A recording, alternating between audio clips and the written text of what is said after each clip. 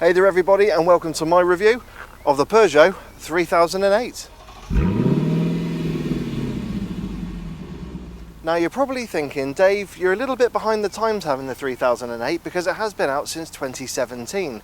But the fact of the matter is, this is my first time working with PSA, and ever since I saw the 3008 at the Paris Motor Show in 2016, I have fallen in love with it.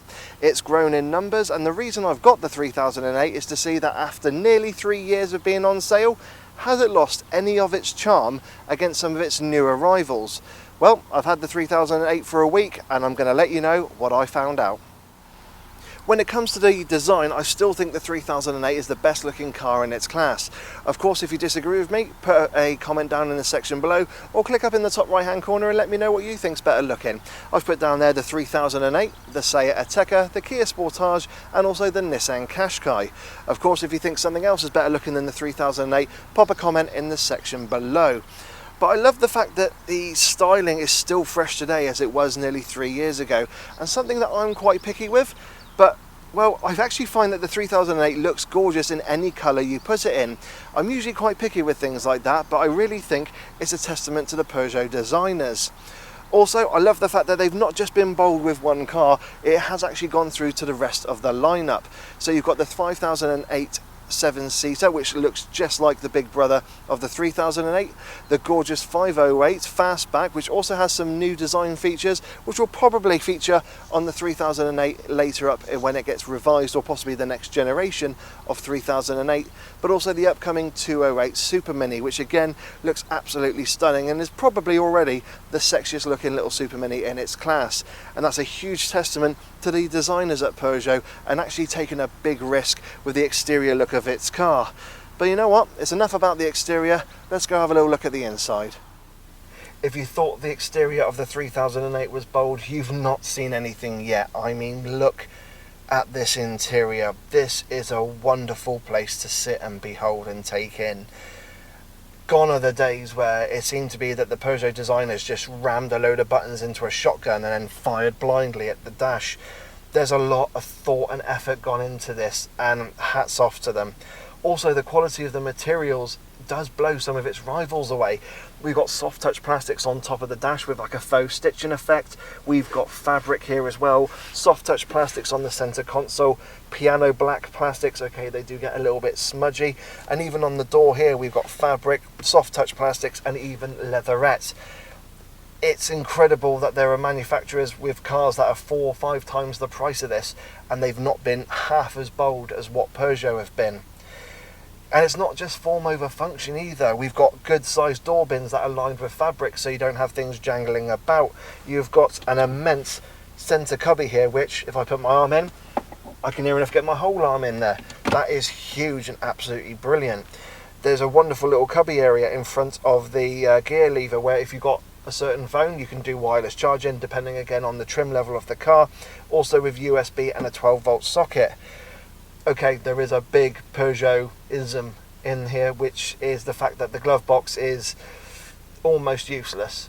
Because of the fact that the fuse box has not been transferred to this side, there's hardly any room in there. But that's kind of the one criticism, I would say, in terms of the practicality side of the front.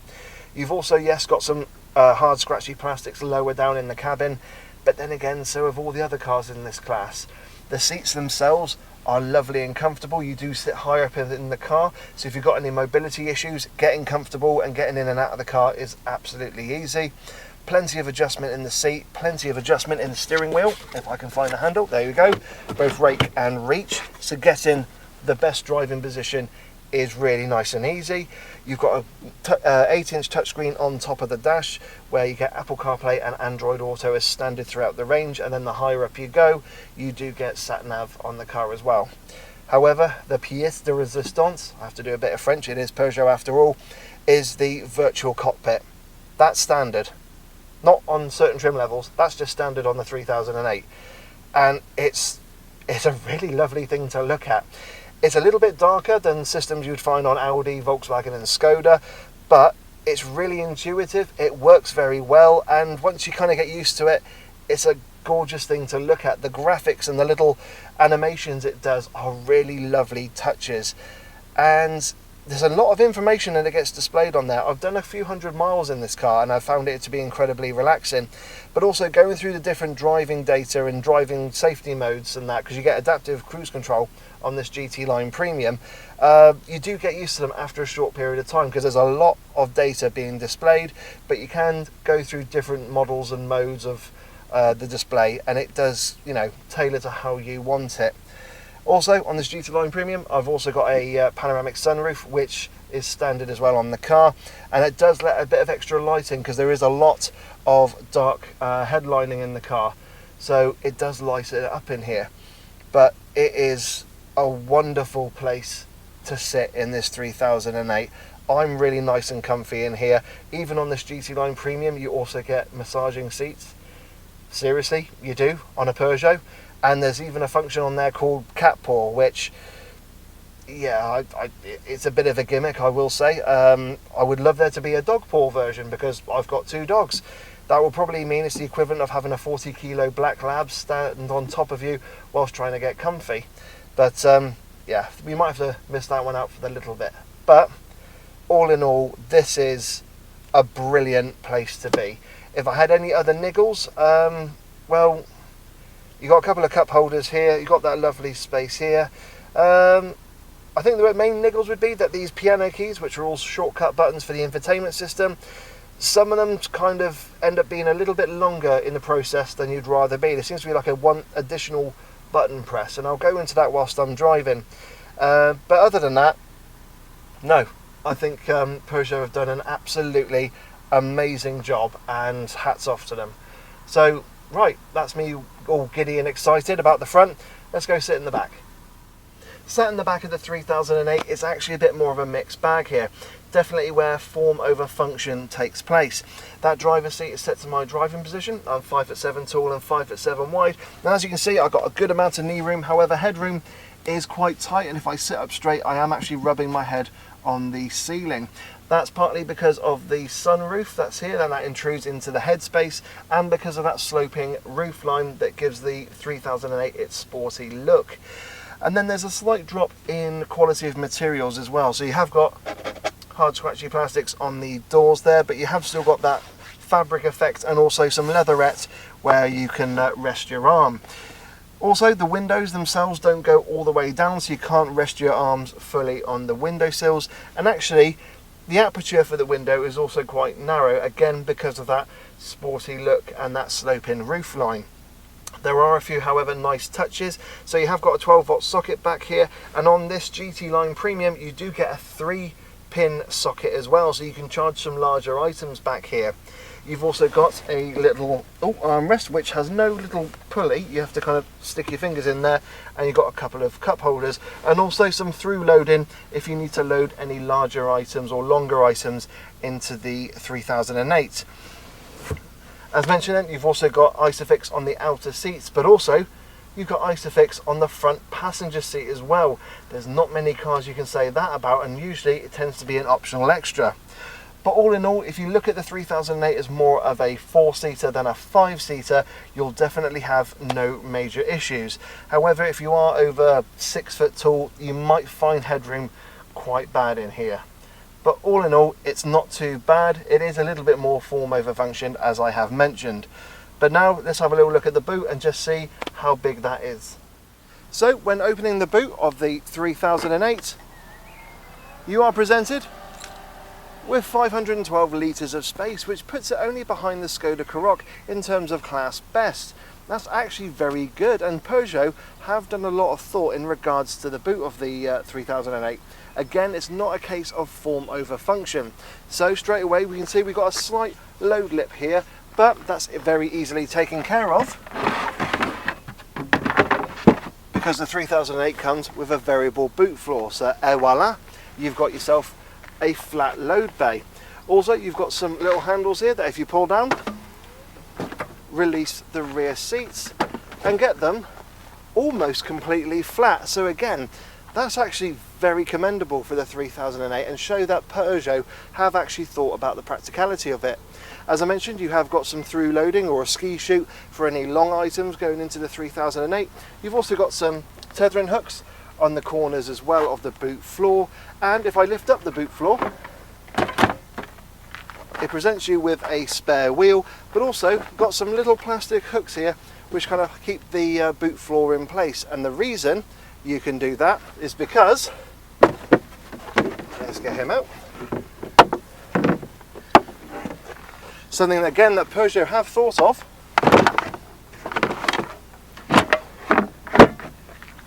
is putting the parcel shelf under the boot floor, so you can load heavy items or large items into the 3008 and not have to leave the parcel shelf at home. That's something that genuinely has surprised me about the 3008, is how much Peugeot have thought about the practicalities of their 3008. So yeah, that's the boot of the 3008, and let's take it for a drive and see if it drives as good as it looks. So once you get moving in the 3008, the first thing you got to get used to is the small steering wheel. I kind of felt it had been lifted straight from a games console and I was driving around in Forza Motorsport, but you do get used to it quite quickly and it actually feels really nice in your hands. There's some really good quality leather surrounding it. Also, because of that small size, it does make the car very easy to maneuver when parking or driving about at slow speeds because of that nice whipping around motion you can get with it. The next thing you find with the 3008 is that you've got a really nice driving position and a commanding view of the road ahead because you sit a little bit higher up. And all-round visibility is also very good in the 3008, if not as good as some of its newer rivals. You've got reasonably thick A-pillars, but I'll be honest, I've not really had any issues with them. But if you look over your shoulder, you do find that you've got some quite thick C-pillars. Thankfully though, to compensate, you've got these big wing mirrors, which also don't actually give off much wind noise. That was a big surprise, and it does boost the 3008's refinement levels. And then finally you've got the rear window, which is actually quite a narrow aperture, and that's because of that sporty look of the 3008. Now when you're driving along, it's absolutely fine to see the traffic behind you. The only issue might happen is when you're actually doing any kind of reverse parking or manoeuvring, but then you'll be very thankful you've got reversing sensors as standard. Now on this car, I've also got a 180-degree reversing camera, but was very disappointed actually at the resolution of the camera, and when it comes up on the screen, it's actually quite pixely. It was a genuine disappointment. And then you've got what appears to be a 360-degree camera, so kind of cameras all around the 3008. But no, you will actually be slightly fooled by the fact that as you're reversing, it kind of does a copy and paste of where you've been and puts it on the side of the car. It's a little bit of a gimmick, and I have found when I've been kind of reverse bay parking and turning into that bay, it does give a very skew-if image, and it's not something to rely on. Best stick to your sensors and just kind of make sure you're checking your mirrors and using the parking sensors. So that was a little niggle and a bit of a disappointment when looking at things that were on the 3008. But all in all, visibility is pretty good, and also your driving position is very good. Engine choices in the 3008 range, well, you've got 2 petrols and 2 diesels. The petrols are a 1.2 and a 1.6 litre turbocharged 4-cylinder units, producing 128 and 178 bhp respectively. The diesels are a 1.6 litre and a 2 litre, again turbocharged units, and again producing 128 and 178 bhp. When it comes to the gearboxes, you've got a choice of a 6-speed manual and an 8-speed automatic for the petrols, and it's only the 1.6 litre diesel where you have the option of a 6-speed manual or 8-speed auto. With the 2 litre diesel, it's 8-speed auto only. And the car I've got with me is the 1.6 litre, so that's 178 brake horsepower petrol, and that's mated to the 8-speed automatic. And you know what? It's a very good combination. I'm actually very impressed. Because a lot of cars in its class tend to have around about 148 brake horsepower, that additional 30 bhp is very welcoming. And it does mean that performance is quite sprightly. You don't actually have to put much effort in to get a response out of the engine and the gearbox. And it's not a dual clutch system, but the actual gearbox does go through the gears lovely and smoothly. And if you drive it in a relatively relaxed manner, you'll have no issues. In fact, even when accelerating, and I'm not accelerating hard, it's a very decent performer. However, I'd say 95% of the time, you're not going to have any issues with it, not with this combination. That 5% will come when you need to overtake quite quickly, or if you are in a bit of a hurry. And that's when you'll notice a few little kind of drawbacks with the automatic gearbox. The gearbox just isn't as smooth as some dual clutch systems you can get, like on the Seat Ateca or its sister car, the Skoda Karoq. But it's only a minor niggle. I could happily live with this every day. Now I'm going to put it into sport mode now, as we're about to get going. You get a little red sport icon come up on the i-cockpit, and as I start moving, can you hear that at all? I think I'm going to need to do a little bit of... I'm really hoping you can hear that, because basically it's piping noise through the speakers. So this is something that Peugeot do on some of their cars. I have driven a couple of years ago the 308 GT, and it had the exact same system on there, and it was, there's no need for it. No need at all. You've got a really versatile 1.6 litre petrol engine, and I mean versatile because this is the same engine, or same block I should say. Oh God, that's no fun. It's the same block that's in the 308 GTI, and that's got 276 brake horsepower. So I'm driving on an A road at nearly 70 miles an hour, and that brings me on to the ride and handling of the 3008. And you know what? Peugeot have really put the work and effort in getting this car absolutely spot on. It's incredibly refined. As I mentioned, there's not much in the way of wind noise coming from those huge wing mirrors. The engine, being a petrol, of course, is not going to be as noisy as a diesel, but you can barely hear it. If anything, the main noise that intrudes into the cabin is actually road noise. But most of the time, if you're driving around, you'll have the radio on, have some music playing in, or you'll have a passenger with you, and you won't actually hear it then. This is a surprisingly refined car. I'm genuinely impressed with it.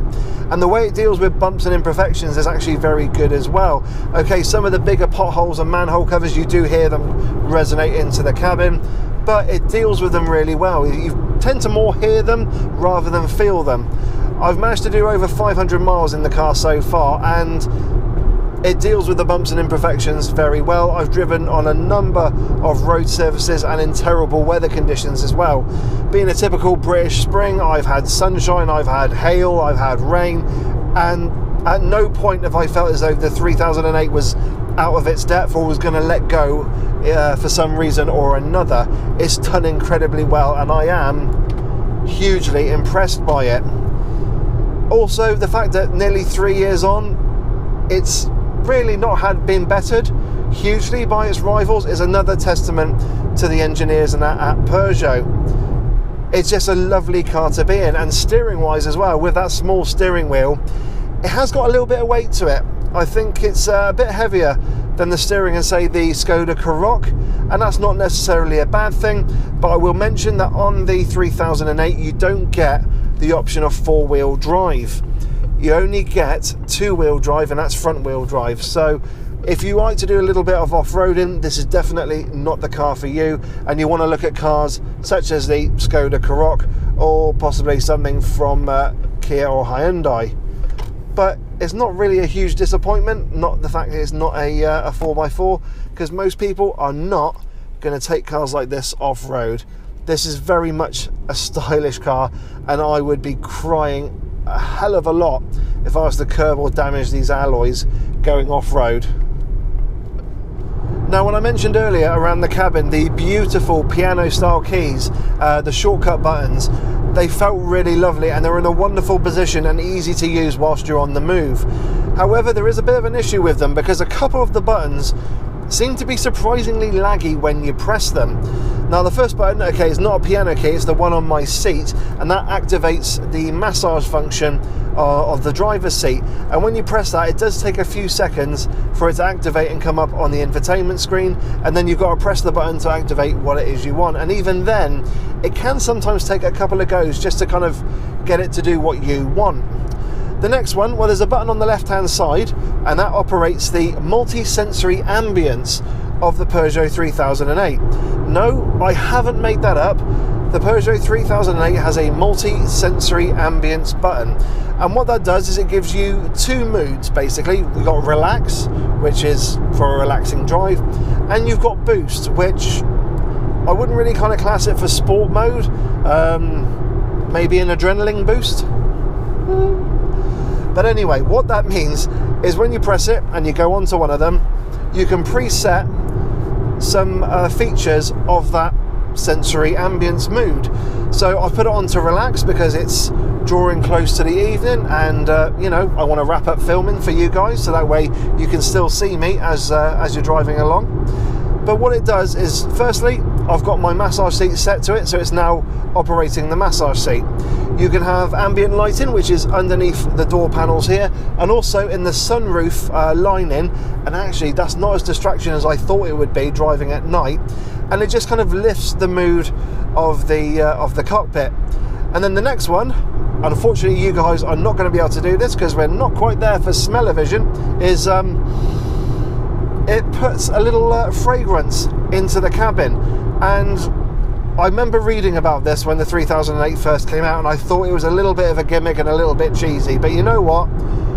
I don't mind it. It's actually quite a nice smell, and my hope is when I, you know, take the 3008 for its annual service, I'm guessing the service team will make sure it's all topped up for you.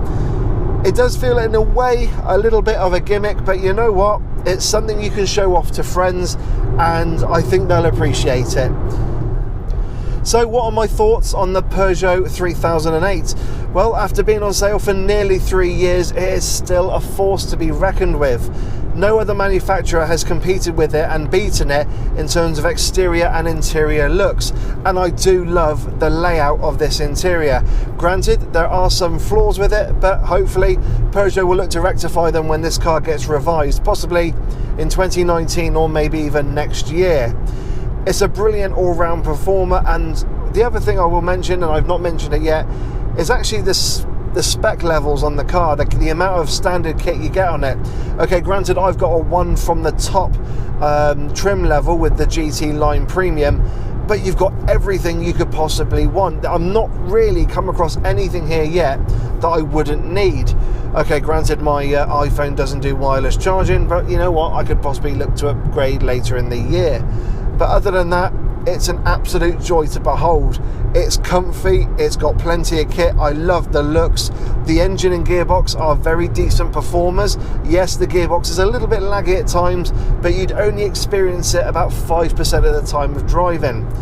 It's a huge testament to the guys and engineers at Peugeot who have worked a hell of a lot on this car, and considering what the previous generation 3008 looked like, talk about a step in the right direction. I've absolutely loved this car, and long may Peugeot continue this kind of bold statement and really upset the segment. They're really kind of standing out in not just this class but in other segments as well, with the 5008, 508, and soon to upset the Super Minis with the new 208. So yeah, it's a very good car. You do have to pay a lot of money for it, but you know what? You do get a lot of car for that money, and yeah, I'm thoroughly impressed by it, and I absolutely love it. So I'm just doing a quick look down at the screen just to make sure I'm not disappearing on you, because the sun is starting to set. But yeah, it's a brilliant car, the 3008, and you know what? It does sit proudly near the top of the class. I think actually now we've got arguably one of the strongest segments on the market. All manufacturers who come into it are coming into it with a very decent car, and you know what, when it comes to buying it, you have to look at all of them really, just to make sure you get the right car for you. But the Peugeot has to be near the top of your list to look at and go for a test drive. So everyone, I hope you've enjoyed this review of the Peugeot 3008. As always, please like, please subscribe, and hit that bell notifications icon to let you know when I, Dave the Auto Bear, bring out a new video. I'm also on Facebook, Instagram and Twitter, and I do advise you follow on there, because I do tend to put kind of regular pictures up there, live video streams and additional content that you won't see on YouTube. Of course, if you have any questions about my time with the 3008 or about the car itself, by all means put them in the comments section below. Or perhaps you're a 3008 owner and I've missed something. Again, put it down in the comments section below, let me know, and I'll do my very best to answer you and acknowledge any questions that you've given. But guys, have yourselves a wonderful day and a wonderful time, and I will catch you all in the next video. Take care and bye-bye.